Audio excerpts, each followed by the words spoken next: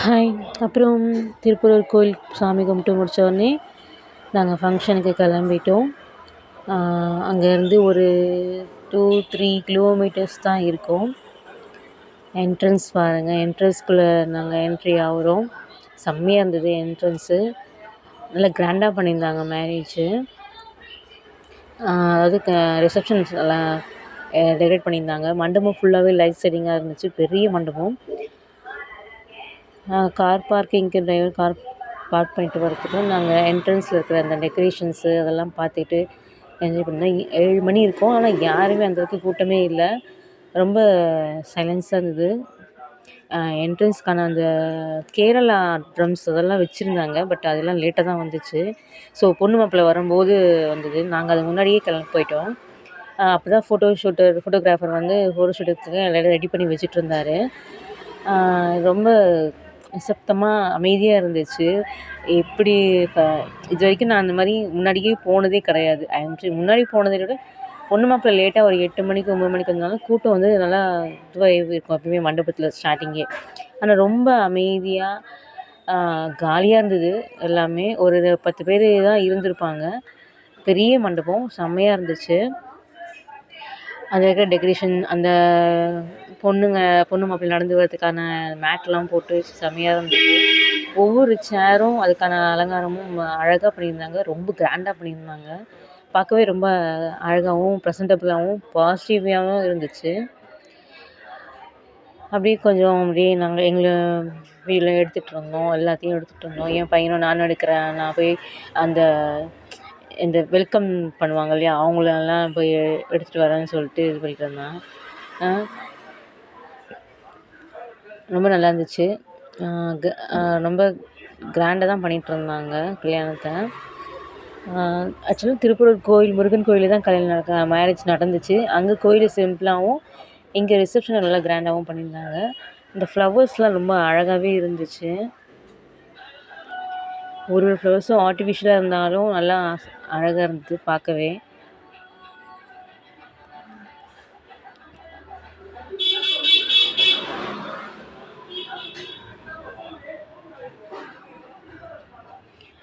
அதுக்கப்புறம் என் பையன் நான் போய் வெல்கம்ஸ்க்கு அந்த இதெல்லாம் எடுத்துகிட்டு வரேன்னு சொல்லிட்டு கேமரா எடுத்துகிட்டு போயிட்டான். அவன் எடுத்தது தான் அதெல்லாம்.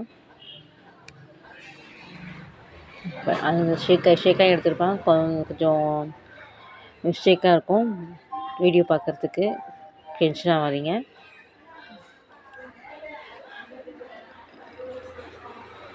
இதெல்லாம் என் பையன் எடுத்த வீடியோ தான். கொஞ்சம் இதுவாக இருக்கும். என்னென்ன சாக்லேட்ஸ்லாம் வச்சுருக்காங்க நான் போய் காட்டிட்டு வரேன்னு சொல்லிட்டு அப்படியே கற்கண்டு, சாக்லேட்ஸு, அப்புறம் பூ எல்லாமே வெல்கம்ஸ் இதுவே நல்லா இருந்துச்சு.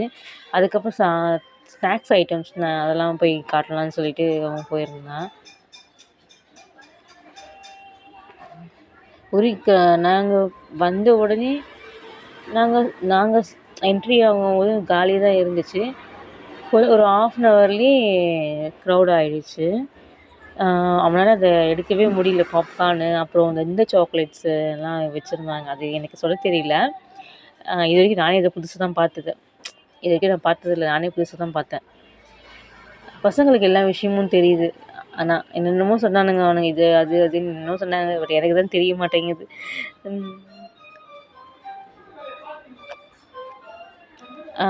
இதெல்லாம் கொடுத்துருந்தாங்க. ஃப்ரூட்ஸ் சாலட்லாம் கொடுத்துருந்தாங்க. இந்த சாக்லேட் தாங்க. அப்படி சாக்லேட் வந்து அப்படியே மழை மாதிரி அப்படியே இந்த வாட்டர் ஃபால்ஸில் நம்ம அந்த மாதிரி போயிடுது. அதில் பண்ணியிருந்தாங்க. இந்த க்ரன்ச்சியான ஒரு பிஸ்கெட்ஸ் இருக்கும் தெரியுமா, அதை வச்சு அப்படியே பிட் பண்ணி அது இது கொடுத்துருந்தாங்க. அப்படி நினச்சேன்.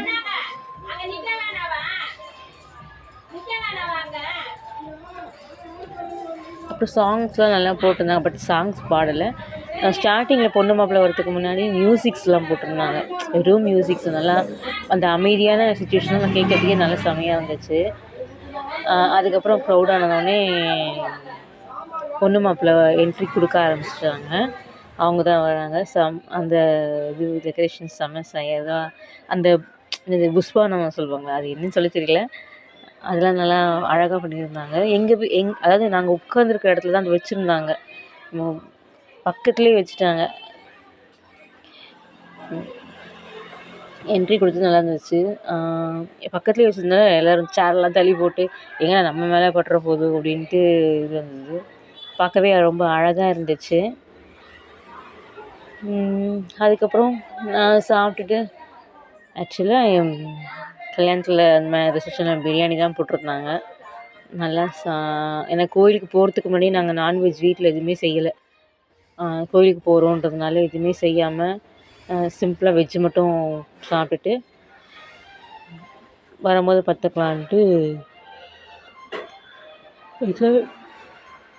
எதிர்பார்க்கல. அவங்க வந்து நான்வெஜ் போடுவாங்கன்னு நாங்கள் வெஜ்ஜு தான் எதிர்பார்த்தோம். சரி கோயிலுக்கு போயிட்டு வரோமேன்னு.